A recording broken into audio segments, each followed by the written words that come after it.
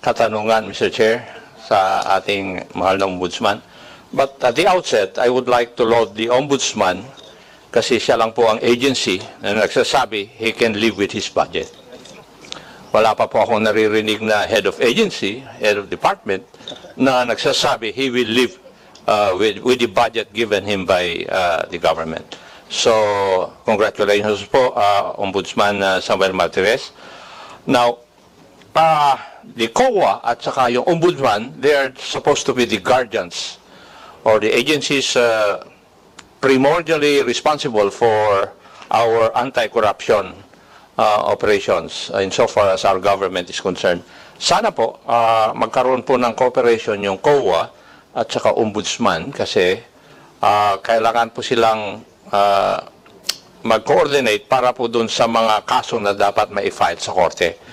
Because I agree with the Ombudsman when he stated na yung endemic na po ang corruption. Why? Because in the Corruption Perception Index, among 6 ASEAN nations, tayo po ang pang-anim eh. Where Singapore, Malaysia, Vietnam, Thailand, and Indonesia are above us insofar as Corruption Perception Index is concerned. Nandun po tayo sa huli.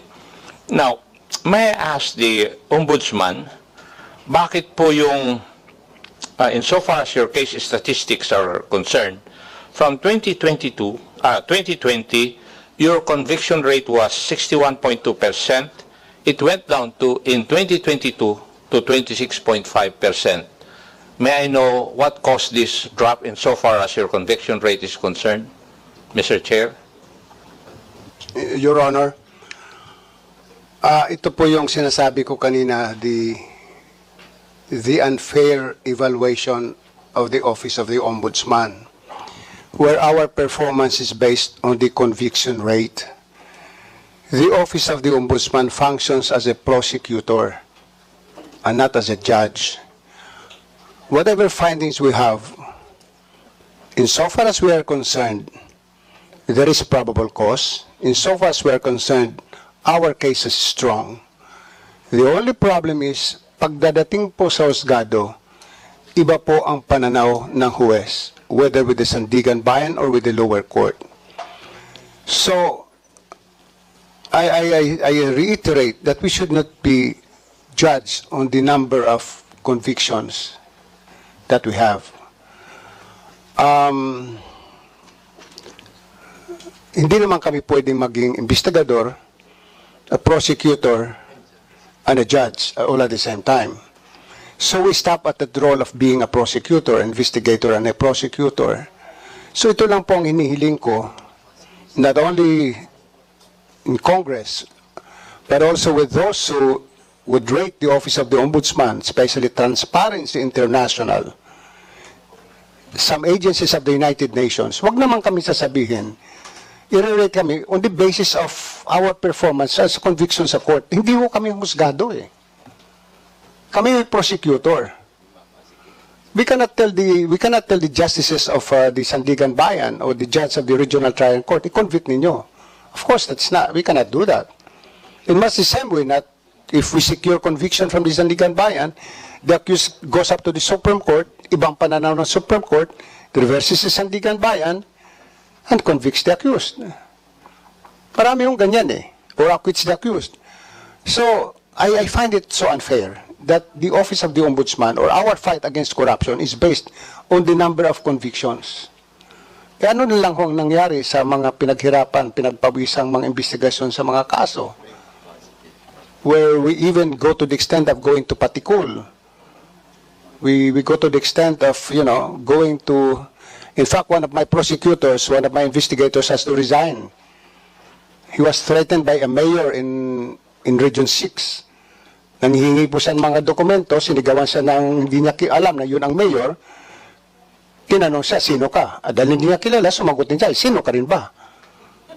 So, from that time on, he was threatened by the mayor, he has to resign and he's now in Canada. So ito yung mga facts, mga realities na dinadaanan namin na hindi na-appreciate itong mga nagre-rate sa amin.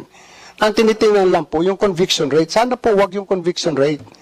Dahil kahit ano po ang sabihin namin, kahit i-assign ko dyan ang isang napakagaling na abogado, kumuha pa ho kami ng isang private lawyer na napakagaling. Kung iba po ang pananaw ng husgado, wala kayong magagawa. Sana husgahan kami sa aming disposal rate. Sa number of cases that we dispose every year. Yun lang po, Your Honor. Thank you very much. Thank you, Mr. Chair. Hindi ko naman po hinuhusgahan yung conviction rate ng kwan. I just read the statistics insofar as your case statistics are concerned. But if we look at your evaluation rate, it's from 2020, it's 52.5%. It rose to 80.1% in 2022. Kita po naman dito sa statistics na ito. Kaya lang po nagiging curious po ako sa pagtatanong kung bakit ganito. So I find your answer logical, sir. So I will go to the next issue, which is your budget. Sir, excuse me po. Ipagpaumanin po ninyo, pero I'm not pointing an accusing finger. Nakasanayan pong gawin ng mga tao sa ombudsman na gumawa ng ganiting report na nilalagay yung conviction rate. Ayoko na lang pong baguhin yon, baka magmukhang kontrabida po ako sa mga predecessors ko. Maraming pong salamat. Thank you. Mr. Chair, if we look at the budget of the Ombudsman, its cost structure would be 3.4 billion for general administration and support. It's because of their PS. And 30.2% or 1.5 billion for operations. Now, kung titingnan po natin yung operations budget nila, the bulk would go to anti-corruption investigation program. The second one would be anti-corruption enforcement program. And the third one would be corruption prevention program, which would take 6.4% of their operations budget. And 84.3 million for Ombudsman Public Assistance Program.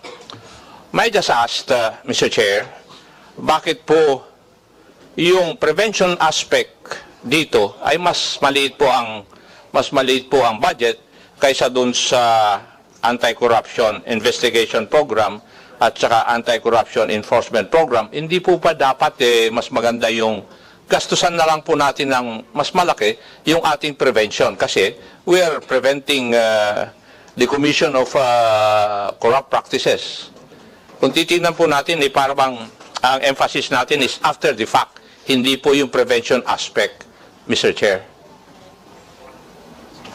Mr. Chair, Your Honor, yung pong prevention program ng Ombudsman,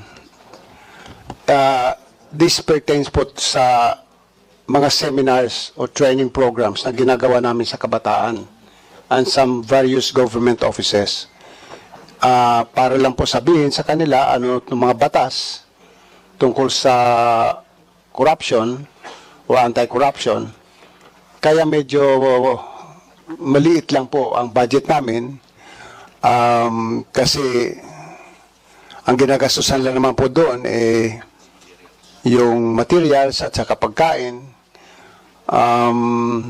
Hindi na po kami nagbabayad ng mga resource persons dahil mayroon na po kami sariling resource persons within the office. So kaya medyo maliit lang po ang budget para doon. Thank you. Would you agree with me, Mr. Chair, that we should increase the budget for corruption prevention? Kasi yun po ang kailangan natin i-prevent natin. Hindi po yung we act after the fact. Yun po yung aking punto lang. If I ask the personal opinion of the Honorable Ombudsman, would he agree to this? Your Honor, 1,001% I agree with you. Marami pong salamat, Your Honor, and Mr. Chair, marami pong salamat. Thank you. Thank you, Representative Acop. Now let's go to another majority member, Representative Loreto Acharon, please. Thank you, Mr. Chair. Thank you and to the Ombudsman and the other members of the Ombudsman family. At the outset, let me thank the Ombudsman for being honest, forthright, and candid in your answers. Sana ganito po ang lahat ng mga nag-a-attend ng ating committee or budget briefings. magiging example po sana kayo sa mga ibang nag-atin dito na masyadong mahaba ang mga sagot, hindi naman matumbok yung ano yung tama sa kanilang mga sinasagot. So anyway, I'm very thankful for that initial way of answering by the Ombudsman.